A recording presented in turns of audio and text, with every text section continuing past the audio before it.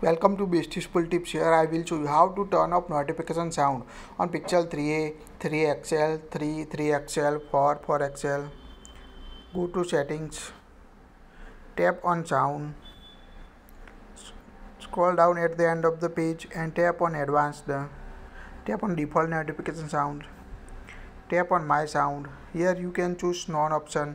Tap on save at top right corner to disable notification sound or turn off notification sound on your Pixel 3. You can also individually enable disable notification from lock screen using settings, apps and notifications.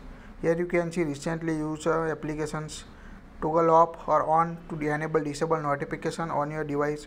Also quickly silent or vibrate notification using volume up or down button. Press volume up or down button and tap on a bell icon to vibrate or a silent notification on your Pixel 3a, 3a XL, 4 and latest Android 10 devices. That's it. Please like it, share it and don't forget to subscribe to get latest tips.